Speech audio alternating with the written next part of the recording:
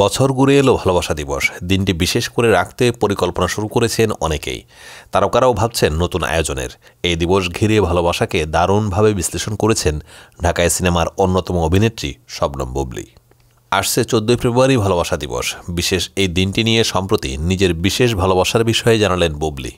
ডালিউডে বেশ আলোচিত এক নাম শবনম বুবলী। ভালোবেসে বিয়ে করেছেন সুপারস্টার শাকিব খানকে। তবে সেই সংসার চিরস্থায়ী হয়নি। বর্তমানে একাই রয়েছেন চিত্রনায়িকা। তবে তার স্পেশাল ভালোবাসা সন্তান শেহজাদ খান বীরের জন্য। সম্প্রতি এক সাক্ষাৎকারে ভালোবাসা দিবস সম্পর্কে অভিমত জানতে চাইলে বুবলী বলেন, ভালোবাসা মানে আমার কাছে বিশ্বাস, সম্মান আর বন্ধুত্ব।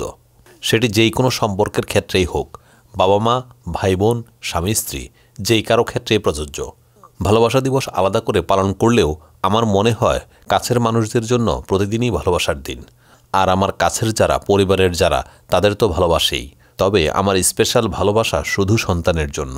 বুবলী আরও বলেন, আমাদের জীবন খুবই ছোট, তাই অহংকার করা মোটেই ঠিক নয়। আমার মনে হয় মানুষের আচার আচরণ খুবই গুরুত্বপূর্ণ। আমরা তো মানুষ, শেষ পর্যন্ত আমাদের মাটিতেই মিশে যেতে হবে। তাই আমাদের উচিত এমন কাজ বা আচরণ না করা যাতে অন্যরা কষ্ট পায়।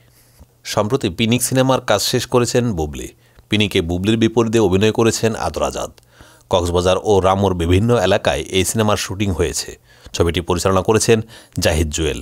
এই সিনেমায় আরও অভিনয় করেছেন আলিরাজ, ফজলুর রহমান বাবু, জয়িতা মহলান বিশ, আজাদ আবুল কালাম, মোমেনা চৌধুরী, মাসুম বাশার, সমু চৌধুরী, শরীফ সিরাজ, একে আজাদ সেতু, নাজনীন শবনম, নাফিস আহমেদ, বন্ধুসহ অনেকেই।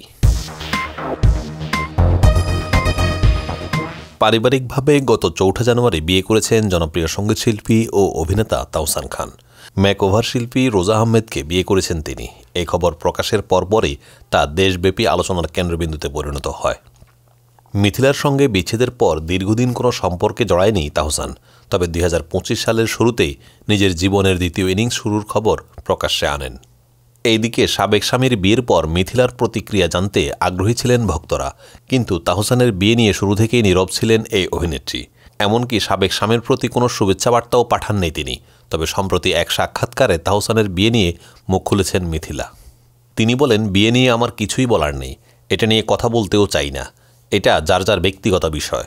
এইটা আমারও কোনো ব্যক্তিগত বিষয় না যে আমি কথা বলবো। যার জীবনের ঘটনা, এইটা তার ব্যক্তিগত বিষয়। এখানে আমার কিছুই বলার থাকতে পারে না। এর আগে মিথিলা এক সাক্ষাৎকারে বলেছিলেন, বিচ্ছেদ হয়ে গেলেও তাহসানের সঙ্গে তার বন্ধুত্ব রয়েছে।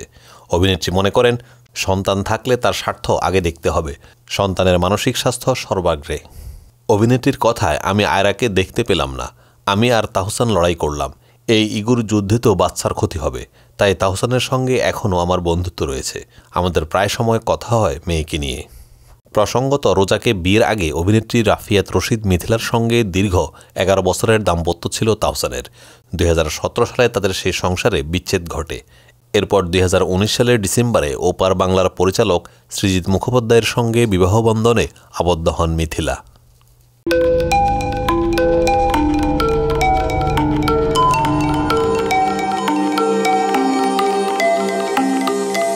টেক টিভি, দেশ ও দশের কথা বলে।